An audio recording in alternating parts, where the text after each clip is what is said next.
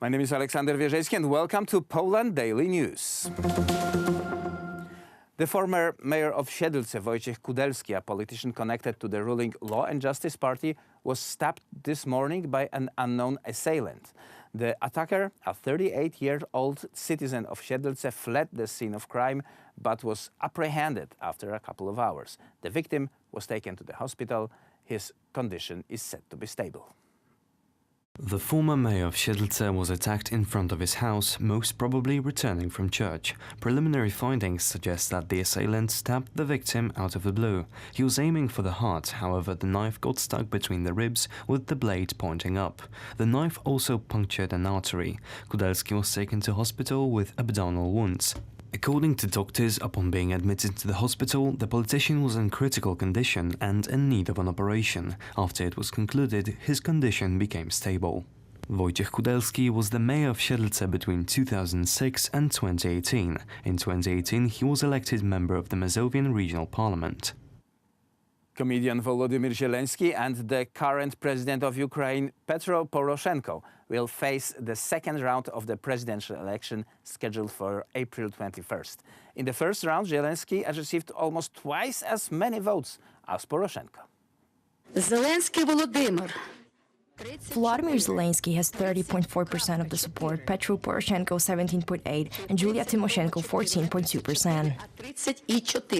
Comedian Volodymyr Zelensky didn't hide his satisfaction with the election result and thanked everyone who voted for him. Thank you all for voting for me. I want to thank everyone. You saw the polls. We had 31%, 30.4% to be exact. This is a huge number, and there can be only one winner.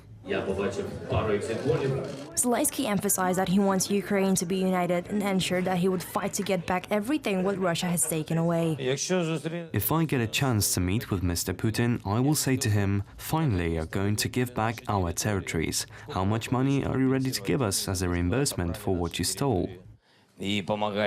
Poroshenko announced his certainty of winning in the second round. Russia couldn't give up its ambitions and interfered with Ukraine. Today we have disturbed the Russian scenario in the first round of the elections. Now I can bet that Ukrainians will disturb that scenario in the second round. Kyiv citizens didn't hide their satisfaction with the election results. They hope that something will finally change. There is hope. Of course, Zelensky is in the lead. We knew he would be the next president. I believe that everything's gonna be fine. The election turnout amounted to 63.5%. The National Election Commission will show the official election results of the first round on April 10th. The Polish People's Party, PSL, has declared during their party convention ahead of the European elections in May that the party wants Poland's membership in the European Union to be written into the Polish constitution. Critics claim that such a move would limit Poland's bargaining power within the EU. According to PSL, the issue of Poland writing EU membership into the Polish constitution is a test of its Europeanness. Why not? Since all politicians are saying that they aren't looking for a poll exit, we feel it would be good to check whether they actually mean it.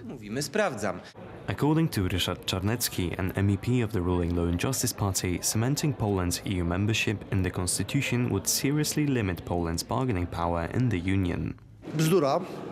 It would be foolish. It's complete surrealism. Which nation was given the most preferential terms back in 2004 when 10 countries from our region entered the EU? It was Estonia. Why? Because back then, 2/3 of the Estonian people were against their country joining the EU.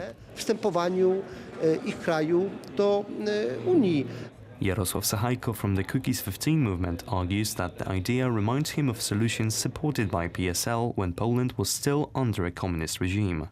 The PSL party is a descendant of ZSL, which supported such a change to the constitution when Poland was under communist rule. We should remember that the communist leader of Poland, Edward Gierek, entered a provision into the Polish constitution regarding eternal friendship between Poland and the Soviet Union. The people of PSL today are in large part the same people who did that back then, or their children. This week, the Polish People's Party will announce the full extent of their proposed changes to the Polish constitution and will start gathering signatures for a petition on the issue.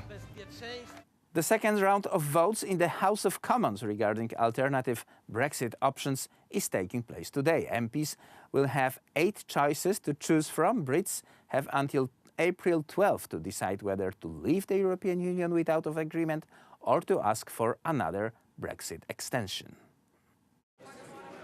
Conservative MPs still regard a deal negotiated by Prime Minister Theresa May as the best way of leaving the European Union. We have to leave the European Union in good order. Members of Parliament won't vote for no deal, and indeed no deal would be bad for our economy and bad for the Union. But also staying in a customs union or accepting the single market would mean that some of the manifesto pledges that were made at the general election would be compromised. The current deadline for the final decision on whether to leave the European Union without a deal or apply for a further extension is April 12th. Should the United Kingdom decide not to leave before that date, they would have to take part in the European Parliament elections in May. April the 12th is a point at which, if we haven't agreed anything else, we leave without an agreement, without a deal. Or we sign off on an agreement, and that's the one that's in front of us, or we run the risk of Brexit not happening at all. And I think that would be an absolutely catastrophic failure. The collapse in confidence from the British electors, the undermining of democracy, I think would be a catastrophically bad. The most contentious issue of the deal negotiated by Theresa May is the so-called backstop, which refers to the status of the border between Ireland and Northern Ireland. The opposition is demanding the current Prime Minister stand down and break the Brexit deadlock. She was supposed to have brought the vote on December the 11th, pulled it, put it at the end of January and lost by the largest ever majority. A government was defeated in parliamentary history, brought it back again, and is now going to apparently try it again next week. This is beyond ridiculous. After Theresa May's deal was rejected by the House for the third time, Donald Tusk called for an emergency meeting of the European Council to take place on April 10th. This was the news. Please stay tuned for weather, business, and travel, culture, and history section of our program.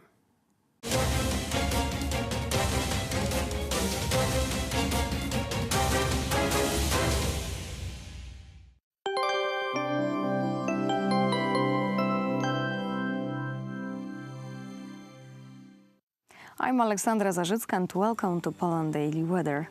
Let's take a look at the forecast for tonight. A cold night across the country with temperatures ranging between -2 degrees in Zielona Góra to 2 degrees in Katowice and Kraków. Temperatures below zero will be in central and northern Poland. And now over to tomorrow. It will be a very sunny day. The temperature will range from 10 degrees in the northwest to 16 degrees in Kraków. Let's see the forecast for the following 3 days.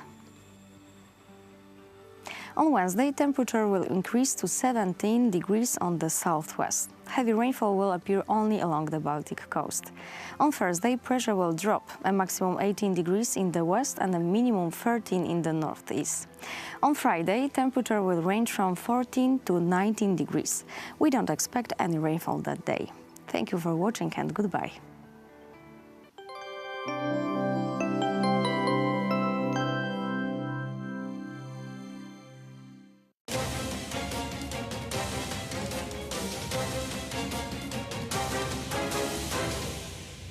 Poland Daily Business Edition. Our guest tonight is American TV personality, star and award winner Rita Cosby. Welcome to the show. Thank you. It's great to be here, especially to be in my father's homeland. I'm so happy to be here. Thank you. And we are grateful that you came here, and you came as a part of Polish National Foundation 100 for 100 program that brings here prominent people from the world to and in order to let them tell the story of Poland. So you came as a part of this program. And I have the honor to be the first woman from their 100-100 campaign, which makes me very, very proud. And I will say I've been so impressed, first of all, what they have accomplished, because I was sitting, I remember, in the studio in New York, and I remember looking, suddenly I saw the commercial that they had done honoring the 100 years of regaining independence, and to see the different faces and different voices all speaking about Poland I love the message, and I think it is such an important message, and I commend them. And so when they had said, hey, would you love to come, especially to come for Women's History Month, to think about the accomplishments of women in Poland, I thought, how fantastic. I was deeply honored, and it's been a life-changing visit for me, and I'm grateful that they brought me here. Really grateful. You had the opportunity to talk to people, to meet the to Yes. visit the places that are touristic places, but normally people are not really going to visit. You know what? It's been an interesting visit because for me, you know, I've been to Poland before, but I learned so much this visit. We went, it started out, I spoke with the college students. I spoke at Cardinal Wyszynski University, talking with them about journalism and meeting future Polish journalists. That made me very proud. Future Alexander, future Polish Daily employees, maybe. And then you never know. And then from there, we also visited a whole bunch of different places. And then, of course, we came in for the big event that took place. And that was really incredible to be doing an interview where I talked about history of women in Poland and talked about my father's story. And we also spent time, I met with the Prime Minister, and that was a wonderful visit to meet with him and talk with him about U.S.-Polish relations, and to go also to the Mokotów prison, and also to General Kuklinski, to go and hear about his story and to hear about how the Battle of Poland, you know, I've been here before, but to see how the fight continued well after World War II. And to me, I gained so much more pride and respect for Poland every time I came, but I learned so much this visit. It was an amazing visit. I have to say that most often than not, when I follow the news, I see you on pictures with presidents, with prime ministers, with Polish officials, but also with American officials. Yes. And you are in both worlds, on top of both worlds. Thank you. How do you see your role in that? Because that's a great opportunity. Oh, you know what?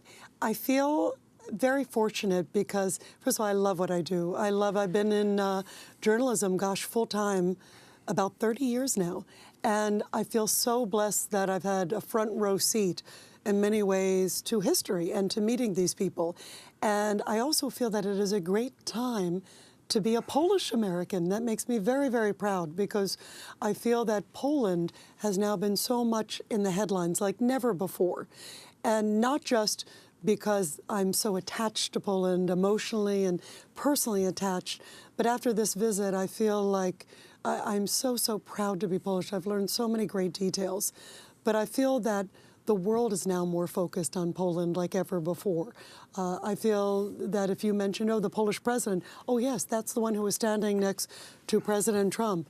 That's the one who, spent time during this visit. That's the one who was here. And I feel the knowledge and the appreciation of Poland is like never before. And I do hope that Poles seize this moment, and especially Polish Americans seize this moment. And for me, it's great to be, and you look at what's happening in the world too, Alexander. I mean, you think there's been so much focus in America about was there Russian collusion, was there this, was there that? But that's also caused the appreciation of Poland and the role of Poland and the stalwart support that Poland has had of America and vice versa. If anything, I think it's enhanced the role of Poland and the appreciation of Poland like never before. Well, this show is about, or this program, Poland Daily, is about to spread the news about Poland and reach to those Polish Americans who have these weird names and they don't know even how to pronounce their last name or where it came from. Yes. Just learn about it, find out, check what is your part of your story. You're a proud American. Great thing. But there is something to be discovered in your own heritage. And I think that even Polish Americans and even young Poles here, after speaking at the university, I had a number of students who said, oh, I'm going to learn about my past. You inspired me. And I feel that Polish Americans, particularly where I'm based in New York, a lot of them have not also explored their own past. And if I can get them as excited as you can tell that I am about learning this part of my own history, if I can get them inspired to learn about their past, and for them not to, in many cases, in the case of my father, it was so painful for him. And my father's generation, they were trying to forget not about Poland, but about the painful part, because it was World War II. It was the uprising where he lost so many of his comrades. But my father never lost sight of how proud he was to be Polish. And the fact that they survived, and the fact that now to come in this visit and see Old Town thriving. Everything from the ashes, literally. From the ashes. It's such a great story of survival. And it's such a great story of overcoming odds. And that I hope that not just the young Poles that I had the honor to meet during this visit, but when I'm in America. And I've shared the story, by the way, of my father. I've been in Turkey. I've shared the story. I think about what a powerful moment it was. I was at a boys' school in Turkey where I don't think they spoke a word of English. And I told them about the story of my father and my Catholic faith and the story of the heroes of Poland. And I remember signing books for hours there. And that made me so proud, because if you can tap into that, surely the young Poles can, and surely the Polish Americans can, because it's such a unique story of courage and of heroism and of standing strong against all odds. And now you also see the future of Poland. You see skyscrapers. This visit, I remember coming to my hotel room and seeing one this. One of the top investment destination in the world. And one of the highest GDP growth in the world. We never had that before. And that's why this is a great moment to be Polish right now. To have that spirit, that same spirit that my father and his comrades had, is the spirit of the young people in Poland right now. To be one of the highest GDPs in Europe, to be so successful, and to be one of the unique stories of overcoming. And look, in the short time, how much Poland has accomplished. I can't wait to see where Poland's going to be in a few years. A dynamo. Well, we hope for the best. Rita Cosby, the author of The Quiet Hero. The book is here. You can find it out in the bookstores all over the world in many languages. Thank you very much for visiting Poland, for visiting our studio, and I hope that is not the last time. You will be many times more in our studio. I can't wait to come back. It's an honor to be here. Rita Cosby, and that was it. Poland Daily Business.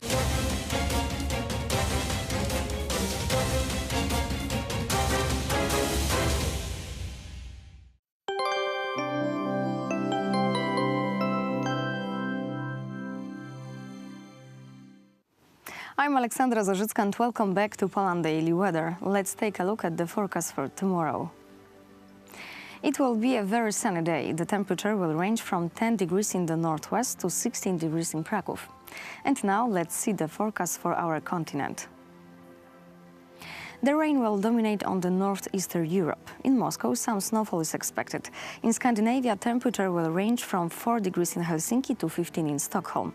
Sunny weather, 18 degrees in Rome, but Lisbon will enjoy the highest temperature on the continent, 22 degrees. Thank you for watching and goodbye.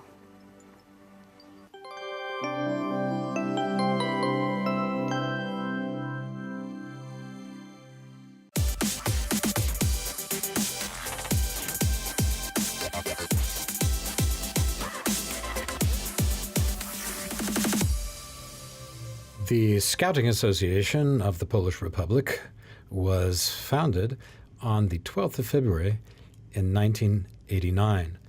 At present, the Scouting Association has over 15,000 members. It is an associate member of the Confederation of European Scouts. The Scouting Association is a public benefit organization that was established in 1989. It aims to continue the traditions and educational thought of several generations of Polish Scouts. The roots of the ZHR, or the Scouting Association, date back to 1980, when the Circle of Scouting Instructors was created. Andrzej Małkowski gathered together independent environmental scouts and instructors. The Scouting Association of the Republic is a community of friends, children, youth, and adults who, based on Christian values, through Scout leaders, work on themselves to help others. They seek adventure and pursue other elements of the Scouting life that educate a person to find a life full of happiness, to be responsible for oneself and for one's fellow citizens, and to take on the challenges of the modern world. I think I would probably ask as well, just in case viewers at home aren't fully aware, what is the actual goal of World Youth Day? I think it's like connection of people. It's like the young Christians all around the world. This is a motivation for them. The church is showing that the young people are important. It's the future of church, and this meeting is supposed to get them, these young people, a strength to lead the world, lead their faith around the world and spread it. And because this is really important, because World Youth Days are not closed only for Catholics. It's for everybody can join and participate in this event. For sure, there's holy masses and everything like in Roman Catholics does it, but everybody are invited, and it's a great occasion for young people from all around the world to meet in this place. You know, once in Poland, once in Panama, then we got in World Youth Days, next World Youth Days in Portugal. We also got a meeting there. So if I, for example, know some friends from Krakow, if I met someone from Australia or something, we met in Krakow, we met in Panama, and maybe we'll meet soon in Lisbon, in Portugal. So I think that's this worldwide connection of young people living with God. I see. That's it. Well, just maybe in connection to that, maybe you could tell us a little something about white service and what that involves. Sure. White service is specifically for Polish scouting. This is the way Polish scouts help during events connected with Pope. When Pope is somewhere near, or this event is about to help with some visit, for example, it was from the beginning. The white service is something that started during the John Paul II's visits in Poland. The scouts, then it was the time this all masses of pilgrims don't have any basically medical service. They didn't have any help from the government. They was just by themselves, and scouts help these people organize. They give them water. They help them medically. They did a service like you have to go there, like just to maintain the order. And then it was called white service during the visits of Pope. And now we're continuing this tradition. This white service is a way scouting movement in Poland influenced all around the world, and we can spread what we believe in, the idea of service to the other people, because it's basically the heart of scouting. This service to serve another. I, as a scout leader, serve the even not only the people around me, but I serve the people, the scouts, younger scouts, when they need my help. I'm there to help them. And this service is everywhere, and it's supposed to be everywhere in Scouts' life. During Holy Mass on World Youth Day in Krakow, Pope Francis announced that Panama would be the next host for a world meeting of Scouts. A meeting in the Southern Hemisphere was a distant target for the ZHR Scouts from Poland. The president of Panama, appreciating the involvement of ZHR in medical security, invited their representatives to meet. Participation in World Youth Day on the border between the Americas, that is Panama, between North and South America, and being in Central America is a perfect place for this gathering. The entire Polish scouting organization, in particular the Scout Volunteer Ambulance Service, are preparing themselves for this event. Maybe you could tell us a little something about why scouting is important for you and how you came to be a member of the association? My story is not so special about joining scouting because I was simply a young boy looking for adventure, and then my parents find out this is about scouting group that was working nearby, and I was just like, they asked me if I want to go, and I was like, sure, ma'am, why not? It's amazing. So I started attending first meetings, then the little camps, then the winter camps, firstly as a really young boy, and then I went for my first summer camp, and it began, and now I'm still going. And I think that for me personally, I basically I don't know where to start in talking about what I have because of scouting, what scouting gave me. It's like, first of all, you know how to work with people. It's extremely important in modern world to know that all groups have their own specification, and all these people needs personal attitude for them. You have to be really open to work with one person, with another, and it's something I think I was taught in scouting.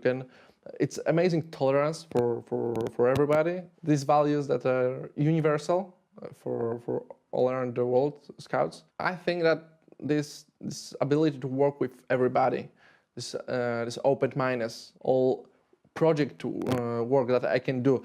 You know, in scouting, the really young people get extremely high responsibility for others. The youngest leaders in scouting are 14, 15 years old.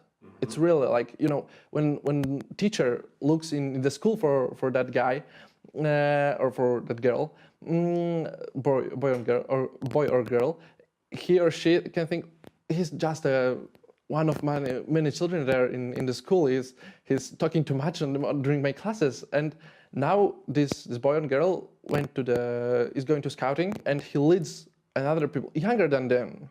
It's for example, this 14, 15-year-old boy leads 11, 12-year-old guys, and he can be pretty good in it because he's natural leader for them. Of course, it's all in scouting method. All this work is, for example, the scout leader of whole this group is watching out if everything is going okay in this group.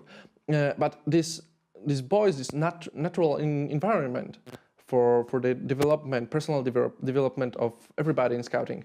It's something that we will push really hard for that because it's an essential part of scouting. We can't do everything else without this work in smaller teams. General Baden-Powell discovered. He was the founder of scouting worldwide, and he discovered, okay, I got young boys. Basically, it was a time where no one treats children seriously. And this general told, okay, you got letters here, you got a job to do, you got to transport them. And that was the first time the young people were trusted, something really depended on it. And he discovered that with this responsibility, these young guys, young boys, far better than normal soldiers because they believe in they are happy because someone believed in them, and they are doing 1000% of their possibilities to show that they are able to do something important. And that's what the scouting idea all around the world is still continuing. These young people can do amazing things with the people they are entrusted with. Basically, I'm fascinated in scouting. It's in a way how it can affect the world, in a way how it develops people, in a way how it help people grow. And we had a situation when there are people who were well behaved from good houses and they join scouting and everything is perfect. But also we get a huge job in the places where the society is a little bit poorer, or they don't have money, or there's some pathologies, drinking problems. And in that moments where scouting is starting working in this place, it really is a huge difference for this society, for all the place that scouts are working, because we believe that we affect the people, the world. We believe that with working with one boy, with one girl, our job if we make this boy or this girl better person, better citizen for their country, we're working for that for in Poland for sure. So we're working for making them good Poles. All around the world, it's the same rule. You get to be good citizen, and we get to work with you. And if you are a good citizen, our country will be better. Our place when we work, our society will be better. And all of that, I think it's something that gives the scout leader power to work, even though it's not paid. It's 100% voluntary. Yeah. We do it all as volunteers, but we really do it because we believe in it.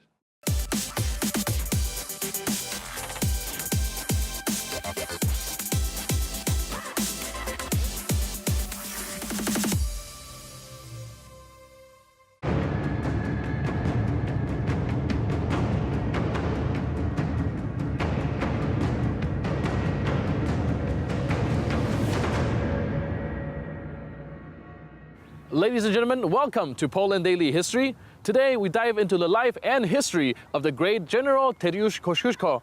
He is the hero of three nations, Poland, America, and to the Belarusians. He fought Russia twice in Poland and participated in the American Revolution War on the side of the Americans.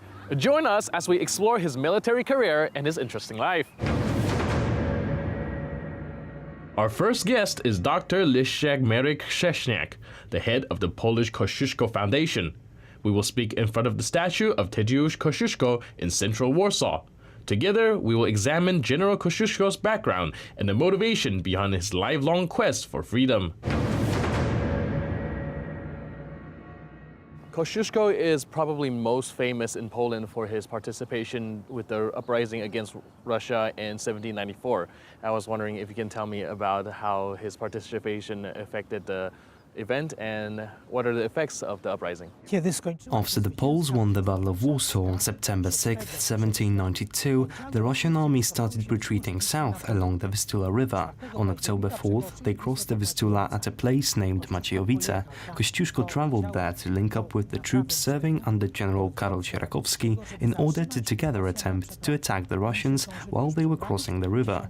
However, the Russians made it over to the other side, and on October 10th, the Poles clashed with the Russians. Unfortunately, Kościuszko lost that battle. The Russians had a numerical advantage, 2-1, and 3 times the cannons that the Poles had.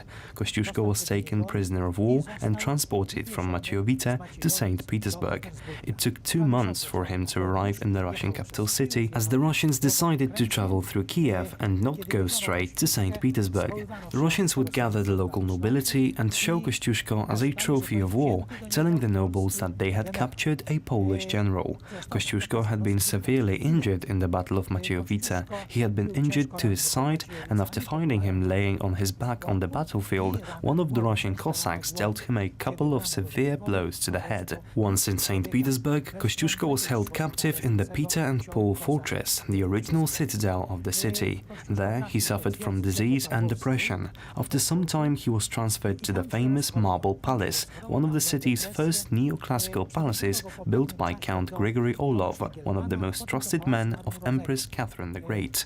That is where he spent the remainder of his time in captivity, meaning until the death of Catherine the Great. Her son, Paul I of Russia, decided to let Kościuszko regain his freedom. Kościuszko returned to America for a second time. He had a lot of money and friends waiting for him there. Unfortunately, in the meantime, Poland experienced its third and final partition. It wouldn't return to being a sovereign state for another 123 years. After that, Kościuszko was preoccupied with figuring out a way to rebuild Poland and how to win it back. When he received the news from Tsar Paul I about the Tsar deciding on releasing him from captivity, Kościuszko commented on it by saying, "It would be better if you would keep me imprisoned and Poland free than setting me free and imprisoning the Polish nation."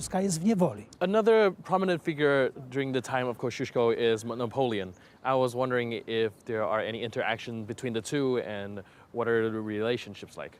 W 1798 roku Kościuszko w Stanach Zjednoczonych został poproszony o to, żeby pojechał do Francji. In 1798, while being in the United States, Kościuszko was asked to travel to France since Polish military units were being set up there. Secondly, the Poles asked him to make sure that there wouldn't be a war between the US and France. Kościuszko traveled to France, and in that moment, Napoleon launched a coup which made it possible for him to take power in France and soon even be crowned as emperor. Napoleon met with Kościuszko and asked him for help. He did it twice, actually, the first time in 1799 and then again when he was about to invade Russia. He told Kościuszko that he wanted him to command the troops that would be invading Russia. Kościuszko answered that he would need the emperor to sign a document in which he would promise that as soon as the Napoleon's army will reach Poland, Napoleon would re-establish the Kingdom of Poland. However, Napoleon didn't want to sign such a document and even commented that Kościuszko must be dumb. Kościuszko warned Napoleon that his planned invasion of Russia would likely be very difficult because the Russians have a general who is very difficult to defeat. That is General Winter, also known as General Frost. And as he had expected, Napoleon's armies were defeated in Russia, and General Frost played a very important role in that. Once France had been defeated and Tsar Alexander I arrived in Paris, Kościuszko met with the Tsar to ask him to release Poles who had agreed to go with Napoleon and were taken prisoners of war in Russia. He told the Tsar that he should consider releasing them as they had been fighting for the freedom of their fatherland. He also told the Tsar that he should re-establish the Kingdom of Poland within the borders of the First Polish Republic and emancipate the peasants from serfdom. Tsar Alexander promised him that he would do so, but at the Congress of Vienna in 1815, Alexander wasn't able to fulfill his promise to Kościuszko since the other petitioning powers, Prussia and Austria, didn't agree to it. Kościuszko received the news from the Congress of Vienna with a heavy heart and chose to move to Switzerland. He wouldn't live there for long, as he passed away on October 15, 1817. After his death, his body was transported to Poland, where he was buried in the royal crypts under the Wawel Castle in Krakow. W grobach królewskich na Wawelu.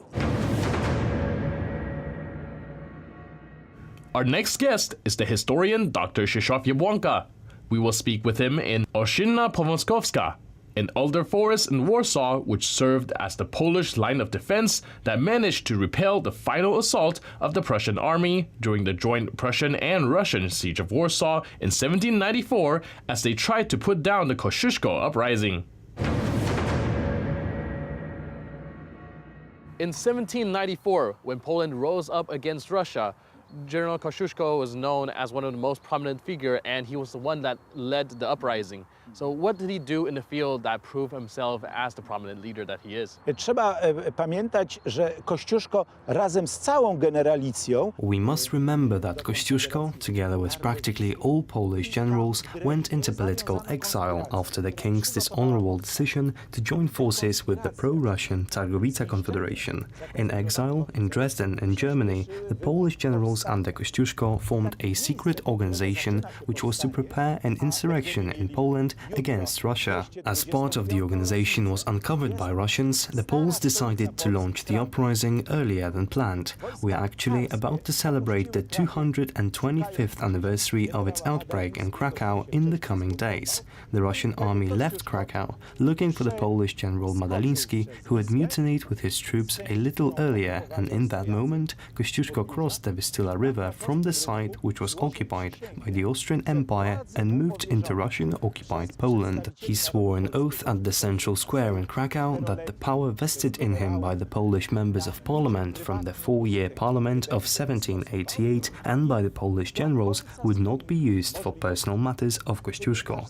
He swore that he will fight until success or death for Polish sovereignty. It is important to state that Prussia quickly reacted negatively against the Polish uprising, and they had an army 100 men strong, and at a later stage of the uprising, Austria also took an anti-Polish stance. They had 300,000 men under their command. It was truly impossible for the Poles to win back their sovereignty. So, why did the Poles and Lithuanians rise up? It was a battle waged to save our honor. in order not to die without a fight. The partitioning powers were claiming that the Poles themselves wanted to be partitioned since they had enough of political instability and quarrels and slow economic development. They claimed that the partitions will solve all of that and that the Poles had agreed to become part of another state, that they don't want to constitute a separate nation anymore. When Kościuszko's uprising broke out, it became obvious that it was all lies. The uprising proved that all four nations that the Polish-Lithuanian Commonwealth rested on wanted to remain one sovereign state. All these people gathered in Warsaw at one point to defend the capital city. And exactly here, in this forest where we are right now, they fought one of the most important battles of the uprising on September 28, 1794, against the Prussian army. An army of 10,000 Prussians stormed this forest, but was repelled by the Poles, who mainly used their bayonets. The Poles that fought here were primarily from Belarus and Ukraine. Their victorious battle made the Prussian army leave Warsaw as they admitted defeat. They returned to the region of Greater Poland, where Jan Henryk Dąbrowski, who later would become one of the most famous Polish commanders of Napoleon's legions, had launched an uprising, and whose troops were marching towards the region of Pomerania. At the same time, a Russian army commanded by the famous General Suvarov was moving towards Poland from the east. They had just waged war against Turkey, and they brought the plague with them from there. That army defeated the Polish troops which defended the Polish territory along the Bug River in the east, and then again at Kobyłka near Warsaw. There was another Russian army commanded by General Fersen south of Warsaw, which tried to link with Suwarov's men.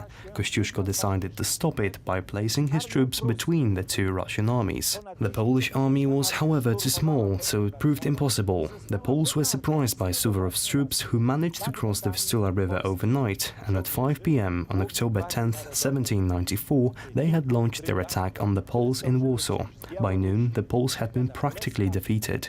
Kościuszko led his troops personally during the battle. At one point, some of the Russian Cossacks managed to spot him and started chasing after him. Kościuszko had ordered a number of rings produced, engraved with the slogan "From the fatherland to its defenders," and he gave them away on the battlefield that day to his bravest soldiers. He had a couple of those rings on his fingers, and the Cossacks who spotted him thought that they could be quite valuable. During the chase, Kościuszko's horse fell, and Kościuszko got speared in his back by one of the Cossacks. His spine was injured, and he was paralyzed from the waist down for a while. The same Cossack was about to finish Kościuszko off and cut off his fingers with the rings when one of the Russian soldiers recognized Kościuszko, so they took him prisoner. Kościuszko's fall from the horse was in one way also the fall of his uprising. Some troops reached the Poles who were still fighting in the region of Greater Poland, where the uprising would last for another 2 months. They wouldn't lay down their weapons until January 1795. However, the standards of the army of the Polish-Lithuanian Commonwealth from Latvia, Lithuania, Belarus and Ukraine were placed in the most holy Polish monastery in Jasnogóra, where the icon of the Black Lady of Częstochowa is located. That's where the Poles decided to put the uprising on hold, until the next time, so to say.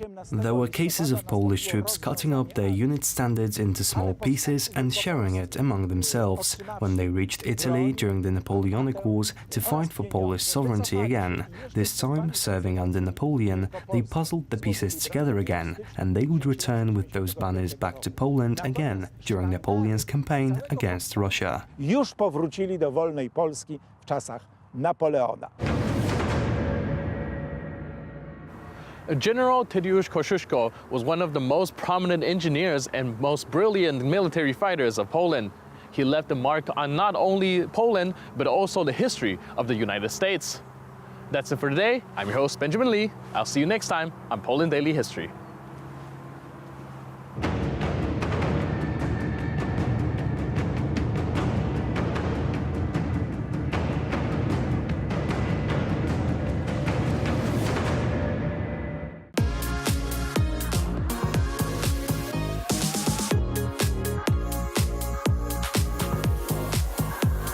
Hi, everybody, and welcome back to Poland Daily Travel. Boy, we got a good show for you. The sun is shining, and we will be going over to Praga, the district of Warsaw, which is on the eastern bank of the Vistula River. We're going to start out, though, on the Holy Cross Bridge. From there to the west, you can see the spires of the gleaming new Warsaw. All those skyscrapers, very impressive. You can also see the old town to the north and the west. And on the east, of course, old Praga. Praga exists pretty much as it has for many centuries. It was not much destroyed during World War II. And now it's a popular bohemian hangout. We're going to take you for a walk right through the center of the main part of Praga. Action starts at St. Florian's Church. We'll see a milk bar and the 5 musicians statue, and hear a very famous song, A Dream of Warsaw it's called. And it's one of my favorites. We'll stop off at the Praha Cinema. Then we'll go to the market in Praga, the largest market in Warsaw today. The old school outdoor market hasn't changed much in 30 years. So come and have a look at alternative Warsaw. It's called Praga, and it's lots of fun. This is eye candy you'll happily digest.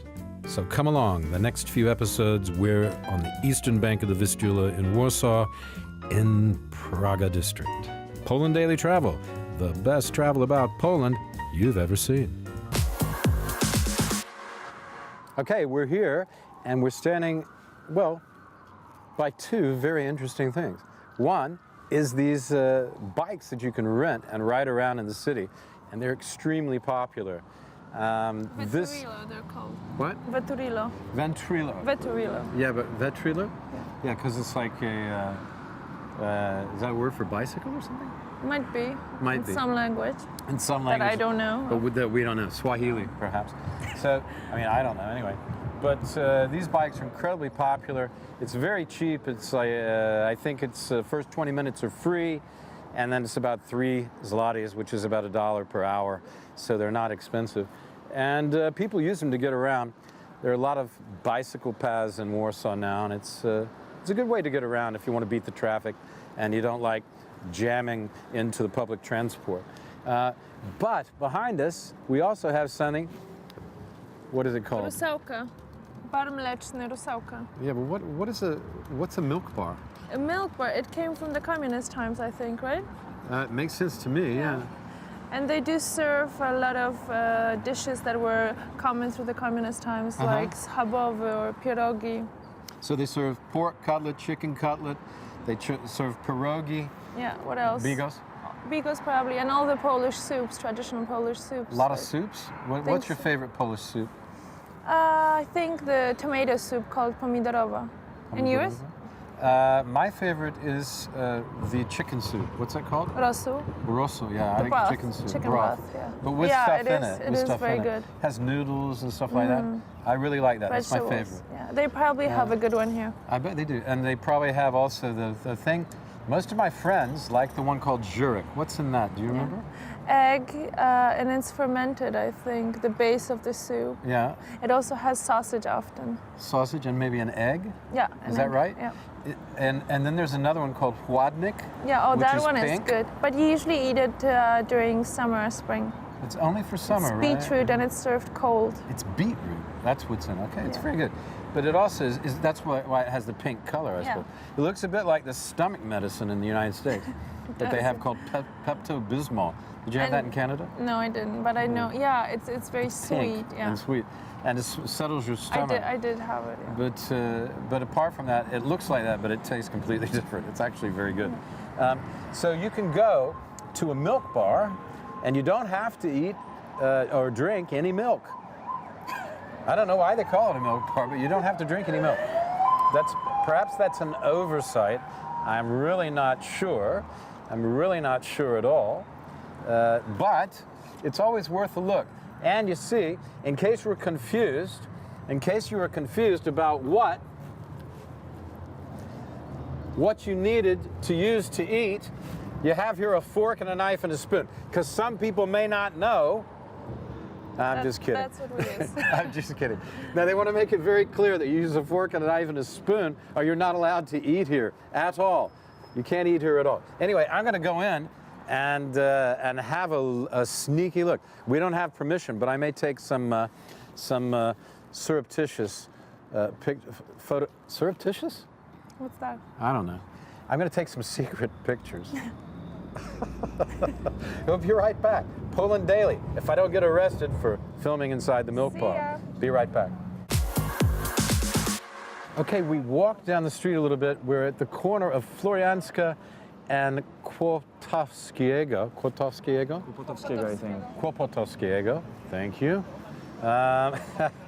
Easy for me to say. And Jagiellońska, which we're going to walk down in a little bit. It's a beautiful afternoon, as you can see. And we're standing here at a very special monument.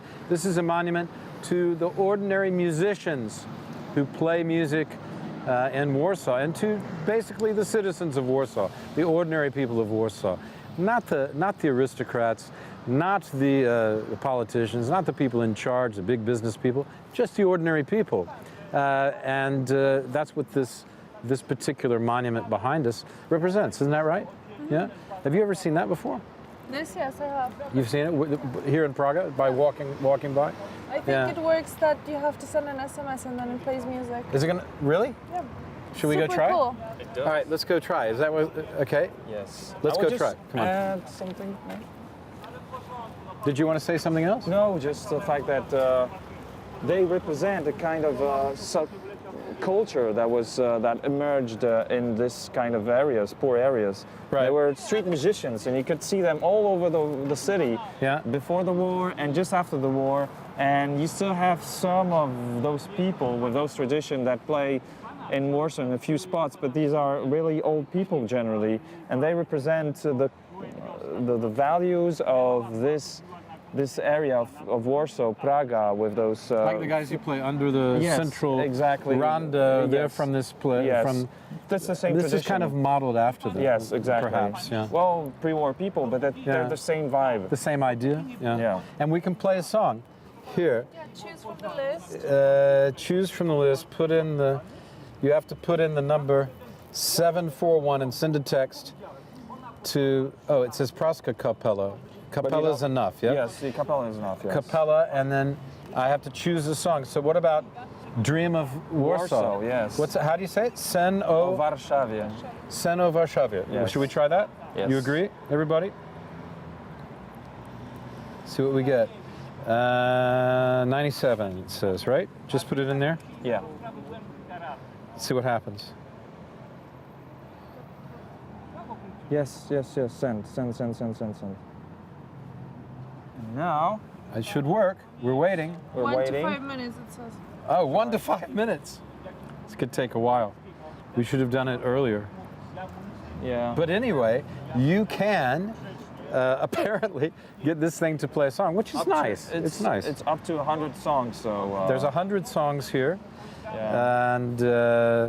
typical Polish, from patriotic or to folk songs. A lot of them. Okay, well, stay tuned to Poland Daily Travel. We're going to wait and see if we get a song. So we'll record it for you. If it comes, if it happens, yeah, we'll record it for you.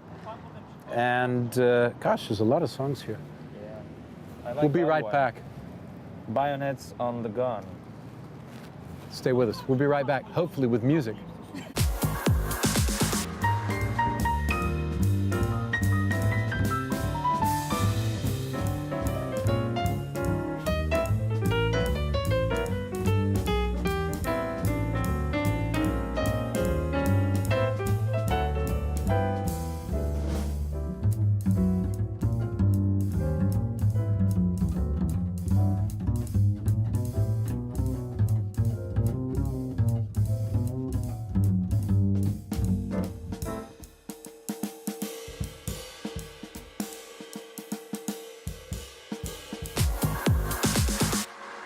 But this is the song by Czesław Niemann. Yes, that's correct. Yeah, we did pay for this. We paid for this. We had to. Yeah. It's life. Because every time you order a song, you pay for it. So Mr. Niemann's heirs, his lovely wife and his family are getting money. Not a lot, but something. So we're paying royalties. That's my point. We're paying royalties. We're not stealing the song.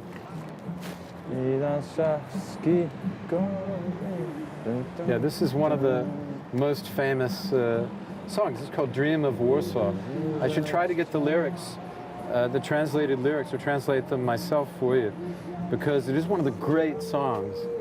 And it's the theme song of Warsaw of the late 20th century and 21st century anyway. Czesław Niemann was not He was a musician, of course, a great one, but he was not playing folk music like these fellows. But I'm sure he would have enjoyed their music, obviously. I suppose if you were going to name the great figures of Polish rock and roll music, I mean, he would be at the top. Grzegorz Szachowski would be at the top. Probably top three. Yeah. Who's the other one? Edyta Bartoszewicz would be at the top. People from Jam, like Nalepa. Nalepa, of course. Riddle. Yeah. Oh, from. Yes. Riddle was Jam. Jam. Yeah, Jam. You said it. You said it. Jam. A few Jam others. in English, Jam, but spelled differently in Polish. Yeah. In a funny way. DZ with a dot. EM. They did it as a joke. Yeah. Anyway, we're moving on. We're going from songs and musicians in Praga. We got carried away by listening to this beautiful song. We're going right across the street to the Kino Praha, and we're going to walk down Jagiellonska Street, and then we're going to go to Zamkowska Street. So stay with us. Lots more to do in Praga on a beautiful day. What do you think, Stan? It's a beautiful day. Let's go. Mam tak samo jak ty. Miasto